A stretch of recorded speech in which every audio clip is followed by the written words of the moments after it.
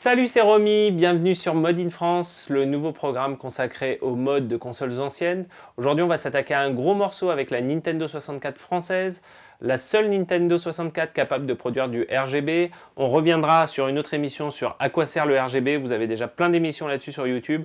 En gros, c'est une meilleure qualité d'image sur des écrans CRT. La Nintendo 64 française a la spécificité de pouvoir le faire nativement, sans installer un mode. La seule chose, et on va vous le montrer, c'est que Nintendo avait tout prévu pour ça, sauf d'installer les composants sur la board. Donc on va commencer par ça. Alors la première chose pour le mode RGB officiel, ça va être déjà de se procurer une console FRA, une console française. Alors comment être sûr de se procurer une console française? C'est très très simple en fait, il suffit de regarder au dos de la console. Ici on a une console européenne et une console française. On voit le model number d'une console française, ça sera toujours NUS 001 entre parenthèses FRA. A l'inverse, une console européenne, on aura le NUS 001 Euro. Faites bien attention à ça parce que même en France, Nintendo a vendu des consoles Euro. Donc évitez d'en acheter, ça sert à rien. Et à l'inverse, demandez toujours, si vous cherchez une console sur eBay, demandez toujours le numéro de série. Certains vendeurs qui savent qu'ils ont une console FRA vont la vendre beaucoup plus cher que les autres. Il y a également des personnes tout à fait honnêtes qui ne connaissent pas la différence entre les consoles FRA et Euro, et ça va vous permettre d'acheter des consoles FRA pour pas beaucoup d'argent. Donc ça vaut toujours le coup, si un vendeur ne précise pas le numéro de modèle de sa console, de lui demander s'il s'agit d'une console FRA ou d'une console EUR. Alors pour ce mode, on va avoir besoin de divers outils. La plupart vont être communs à tous les modes. Ce mode-là va être un peu plus spécifique que les autres. En termes de tournevis, pour tous les modes Nintendo, vous aurez besoin du tournevis Gambit.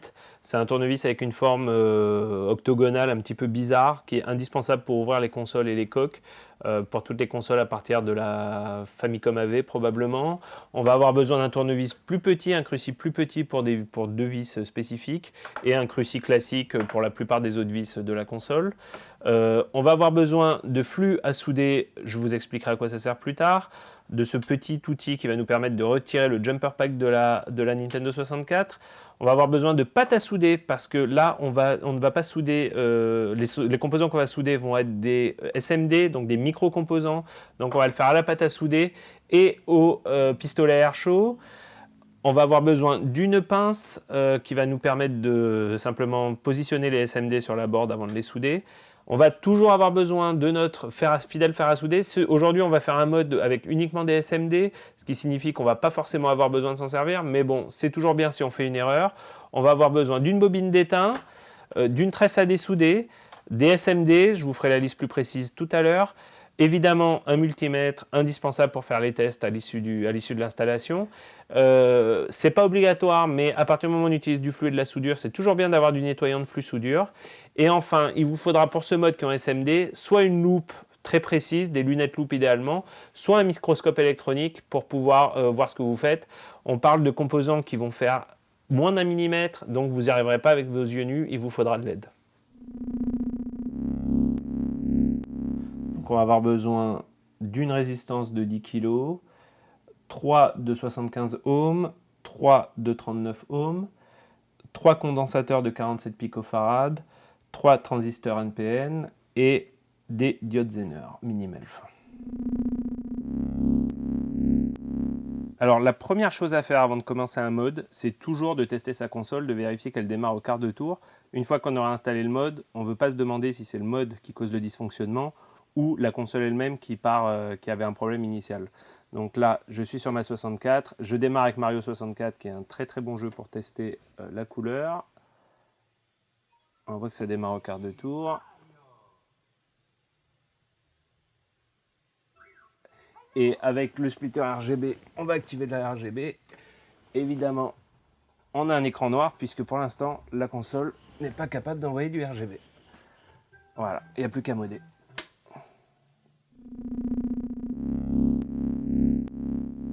Alors la première chose à faire sur une 64 avant de l'ouvrir, ça va être de retirer le jumper pack. Alors on enlève ce petit sticker. Il faut un petit outil pour retirer et puis ça part tout seul. Voilà, une fois que c'est fait, on la retourne, on commence le dévissage. Il y a beaucoup de vis sur une 64. on va prendre le Gambit qui sert pour toutes les consoles Nintendo à dévisser la coque. Donc on va commencer.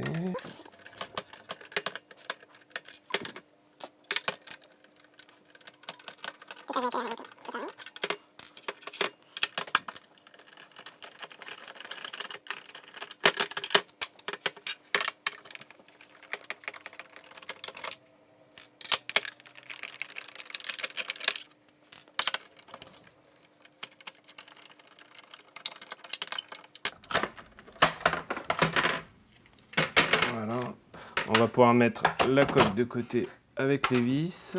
Ensuite, pour détacher la console elle-même, vous voyez, ils ont pas été avares de vis. Il y en a un paquet qu'il va falloir enlever. Donc c'est parti.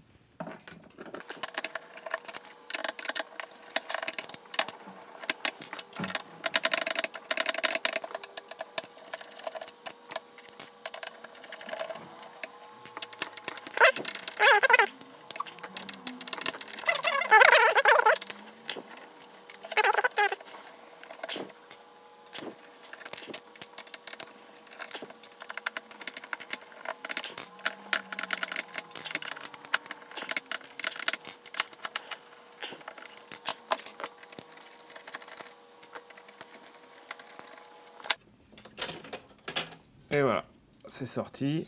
Donc c'est inutile, les vis qui sont au-dessus, on les enlève pas, c'est le heatsink. On va pas toucher à ce côté-là de la console pour ce mode, ça sera différent pour le mode HDMI, mais on y reviendra dans une prochaine émission. Là, on va juste être sur le dos de la console, donc c'est inutile de toucher au heatsink. Voilà, tout est là. Alors sur la 64, les ingénieurs Nintendo nous ont vraiment pas fait de cadeau puisqu'ils nous ont mis 7 types de vis différents, là où la plupart des autres consoles Nintendo n'en ont que 2. Alors, on va avoir cet argenté ici qui va en fait qui va servir à serrer le port RGB et l'alimentation de la console ici. On va avoir cette vis très longue, c'est probablement la plus longue, qui va être de part et d'autre du port cartouche. Cette petite vis noire ici, qui est ici sur le heatsink. On va avoir cette longue vis ocre qui va servir à serrer le port du jumper pack. On a cette toute petite vis avec on dirait un écrou qui va être ici et ici. C'est d'ailleurs facile à reconnaître parce qu'on voit souvent les traces de l'écrou autour de la vis. On a la cruciforme qui permet d'aller tout autour de la motherboard et de la plaquer sur la coque. Et enfin, le Gambit qu'on a déjà vu plus tôt qui permet de fermer la coque. Et c'est vraiment les dernières vis qu'on va remettre. Alors là, on a nos deux consoles. Je voulais vous montrer quand même une console Euro que je viens de retrouver, une console Fra. Si vous regardez uniquement cette partie-là de la console, c'est strictement identique. Il n'y aura aucune différence entre une console Euro et une console Fra. La partie qui va nous intéresser, nous, en fait, c'est cette partie ici. Et c'est donc la partie où Nintendo a prévu tout ce qu'il fallait pour outputter du RGB sur une console française, mais pour une raison qu'on ne connaîtra probablement jamais, n'a pas installé les composants. Juste pour vous dire, on est sur du petit composant. Là, il y a probablement une dizaine de centimes de composants à installer pour outputter du RGB. Pour une compagnie comme Nintendo, probablement moins que ça. Donc, c'est pas pour une raison financière s'ils ne l'ont pas fait, c'est pour une raison qui nous échappe. Là, on a une console Euro. L'essentiel de la console est identique, mais si on va dans cette partie supérieure gauche, vous vous rendez compte qu'on n'a pas toutes ces traces qui permettent d'installer ces composants. Et là, il y a uniquement de quoi outputter du signal composite. C'est pour ça qu'on ne pourra pas faire ce mode RGB officiel, ne peut être installé que sur une console Fra. Et c'est pour ça que les consoles Fra sont plus chères sur eBay. Alors, on va commencer ici en R47. Ici, ça sera une résistance de 10 kΩ, une toute petite résistance. Ensuite, plus bas, en fait, à chaque fois, on va voir qu'il y a une résistance qui suit une autre résistance, qui suit un condensateur. Donc ici, on a R42 et R44. Donc R42 et R44, ça va être des 75 ohms. Ici, on a R41, ça va être une 39 ohms. Et ici, le condensateur, et ça va être des condensateurs de 47 picofarads. Enfin, ça ne sera pas bien compliqué. On va avoir ici 3 transistors à installer. On les voit bien. On voit que par la taille par rapport au ESMD, c'est quand même, ça nous laisse de l'espace. Et enfin, sur le côté, on va avoir une diode Zener ici. La diode Zener, elle n'est pas indispensable. Elle va vous servir à ce que quand vous allumiez votre Nintendo 64, ça allume automatiquement la télé sur le bon canal. C'est pas indispensable, mais on va l'installer. D'ailleurs, c'est pas très facile à installer non plus parce que les diodes, en tout cas celles que j'ai trouvées moi, sont un peu plus grandes que les positions qui ont été prévues sur la board. Donc c'est ce qu'on installera en dernier. Donc là, on va pouvoir s'attaquer à l'installation des SMD. Alors, la première chose qu'on fait, et vous allez voir dans toutes mes vidéos, c'est commun, on va mettre un petit peu de flux de soudure un petit peu partout. Le flux de soudure, c'est un double effet. Le premier, c'est que c'est un décapant, ce qui lui permet de bien nettoyer votre board. Et le deuxième, c'est que ça va permettre à la soudure de beaucoup mieux adhérer, que ce soit à la board ou aux composants. Donc vous pouvez vraiment être vraiment généreux, vous pouvez en mettre un bon paquet. Il n'y a jamais trop de flux de soudure. Voilà. On voit. Voilà, impeccable. Ensuite, on va appliquer la pâte sur les composants. Je ne vais pas tout faire d'un coup pour mieux vous montrer. Je vais commencer avec les 3 de 75 ohms, donc qui sont en R42, R44 et R46. Donc je vais commencer par R42. Donc je vais mettre un tout petit peu de pâte à souder. Voilà. Pareil sur R44. Voilà. Et pareil sur R46.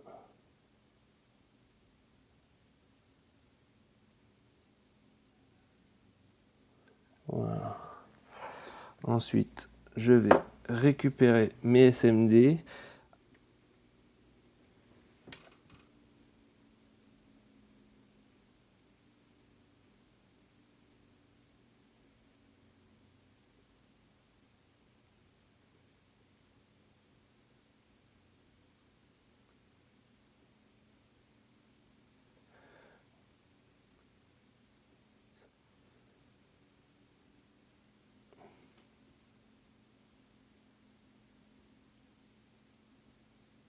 On essaie d'être le plus précis possible dans le positionnement des SMD, en sachant que de toute façon, au moment de la soudure, les composants vont être mis automatiquement en place. Vous verrez, c'est magique.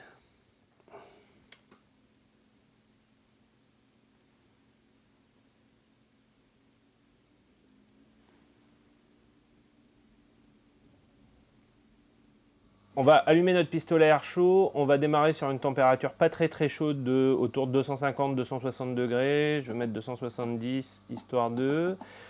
pas trop d'air, ça sert à rien, et puis ça risquerait de repousser les composants, donc on va rester là-dessus. Et c'est parti.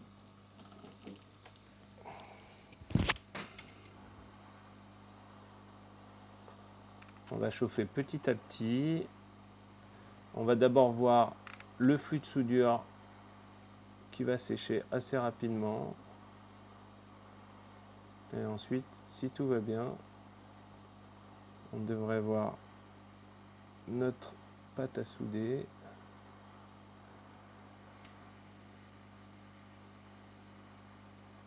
Voilà, on commence à voir.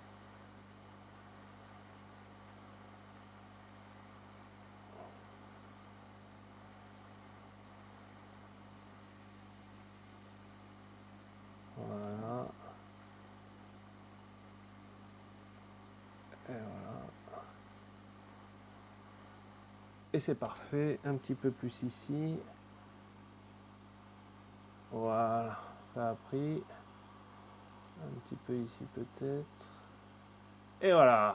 Ensuite, on va continuer. On va mettre les 3 résistances de 39 ohms qui sont ici en R41, R43 et R45. Donc exactement le même process. Je vais commencer par appliquer la pâte à souder. Vous avez vu, ça sert vraiment à rien d'en mettre beaucoup. Sur le microscope, on a l'impression déjà que j'en mets des tonnes.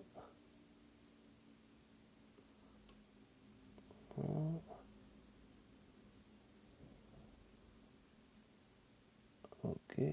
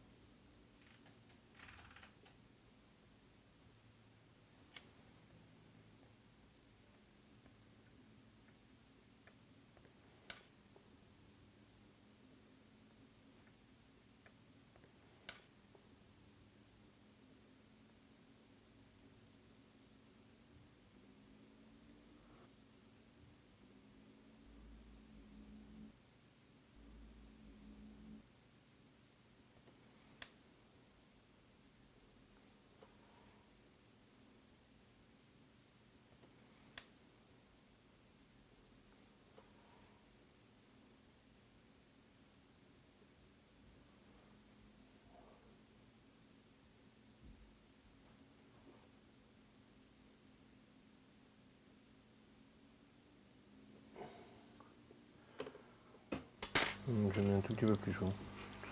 J'ai trouvé que c'était un peu lent tout à l'heure. Ça aurait pas dû être aussi lent, ça servait à rien.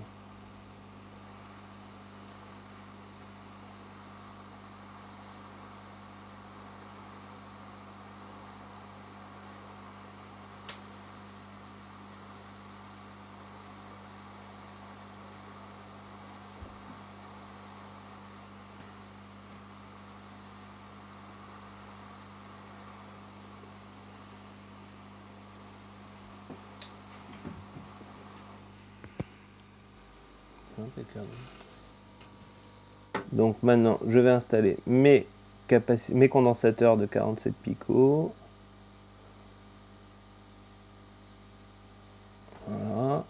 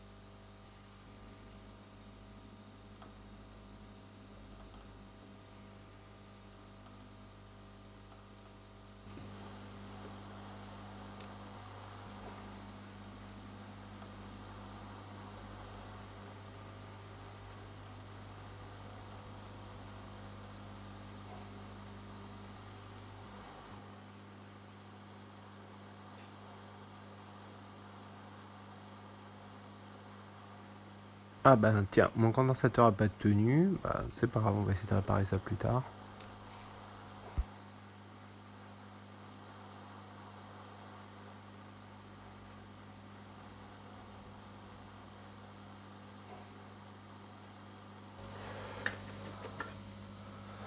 Voilà, alors on va enlever. Voilà, il est parti tout simplement.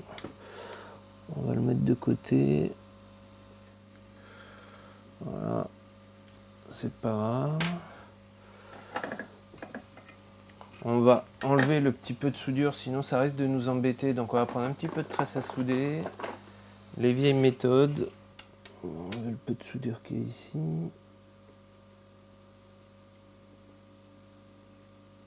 Voilà, impeccable. On repart sur quelque chose de propre. On remet un petit peu de soudure.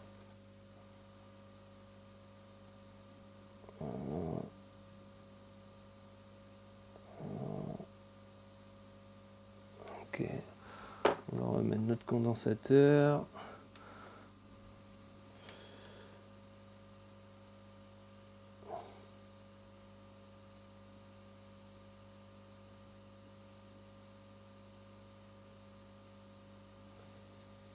Voilà, ça doit aller. Deuxième tentative.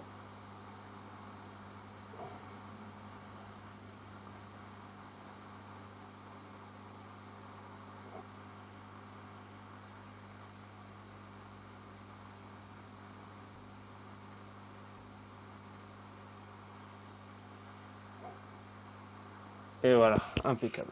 Il est parfait. Le 10 kΩ en R47, on a déjà préparé la soudure.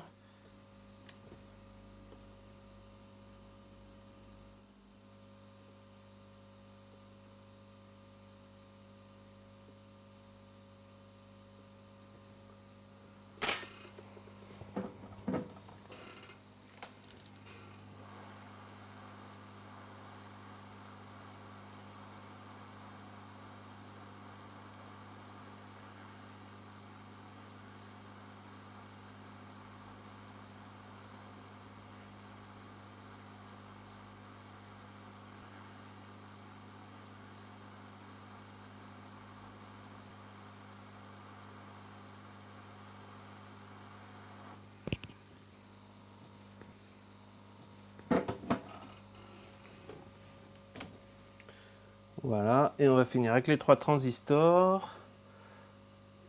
C'est ce qui est de plus simple, vu que la taille est beaucoup plus grosse que les autres composants.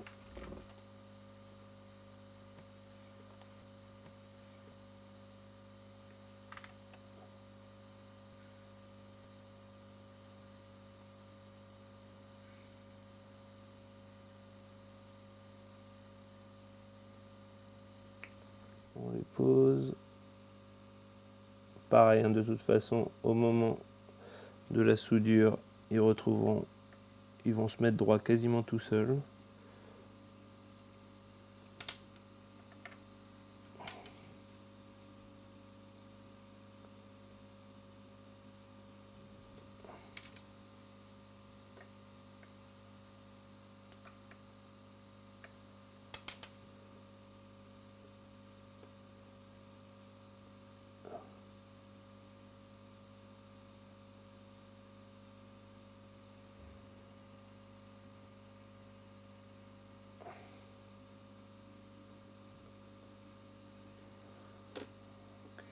Impeccable.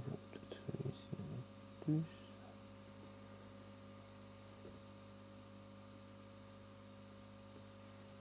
Et voilà. On y va, on va chauffer tout ça.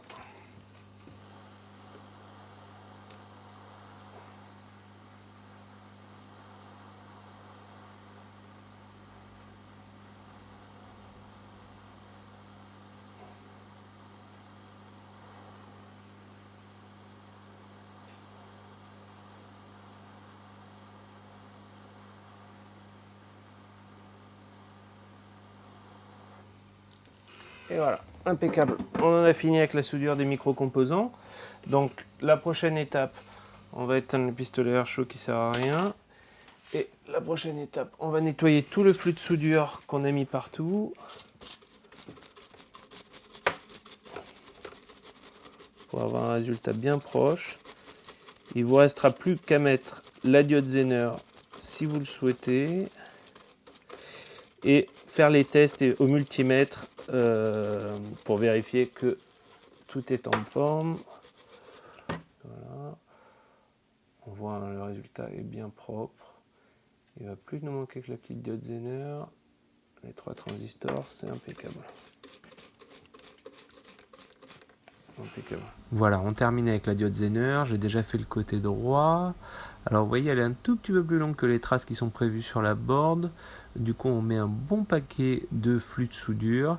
Je vais souder d'abord bien le côté, la trace, et puis j'essaye de faire un bridge entre les deux. Et voilà, c'est bon. Impeccable. Alors, maintenant qu'on a installé nos composants, on va faire des petites vérifications au multimètre, juste pour voir si tout est en ordre. Donc, on met le multimètre en position ohm, en position résistance. Donc, toute la première rangée doit nous indiquer 75 ohms. On est bon. Bon, à peu de choses près, hein. Selon la qualité des composants, on va avoir quelques micro-différences. Voilà, tout est bon sur la première colonne. La deuxième colonne doit nous indiquer 39 ohms, si je ne dis pas de bêtises, de résistance. 40, 40 et 40. Tester les capaciteurs, c'est un petit peu plus compliqué. Vous ne pouvez pas tester la capacitance une fois que c'est installé sur la board, vous n'aurez pas les résultats escomptés. Normalement, vous pouvez tenter de faire des tests de continuité entre les capaciteurs et les ports du module AV out. Ceci dit, dans mon expérience, si un capaciteur est défectueux ou mal installé, c'est toute la ligne qui affichera des mauvais résultats en termes de résistance. Donc si vous avez testé vos résistances, vous pouvez tester la console et que les résultats sont bons, vous pouvez tester la console. Voilà, on a installé nos composants, on les a testés au multimètre, il ne reste plus qu'à tester la console directement sur le CRT. Pas la peine de la remonter, il faut juste installer le jumper pack sans lequel la console ne marchera pas. On va la tester là-haut, on va aller dans la Batcave, là où il fait tout sombre, et on va voir si tout marche. C'est l'heure de vérité, on allume. On a l'image, donc c'est plutôt bon signe. Pour l'instant, on n'est pas en RGB. J'active le mode RGB de mon splitter. Et voilà. Alors, ça ne va rien donner pour vous à l'écran. C'est très difficile de montrer ça sur un écran, mais en termes de luminosité, de finesse d'affichage, c'est juste le jour et la nuit entre le composite et le RGB. Mais si vous regardez cette vidéo, c'est probablement que vous le savez déjà. Voilà, on a remonté notre Nintendo 64, on a notre sublime Nintendo 64 RGB officiel. On va pouvoir se refaire Mario, Zelda et tous les autres jeux de la Nintendo 64. On va pouvoir se taper des bonnes migraines sur GoldenEye également. Et en attendant, n'oubliez pas de vous abonner à ma chaîne. J'espère vraiment que cette vidéo vous a plu. Je vous promets d'en faire plein. On va en faire bientôt sur le mode HDMI de la Famicom. On va en faire sur le mode RGB de la Famicom également. On va en faire une sur le mode HDMI de la Nintendo 64. Donc beaucoup de vidéos à venir. Donc abonnez-vous, laissez-nous des likes, mettez-moi des commentaires, gentils de préférence. Et on se voit très bientôt pour la prochaine émission.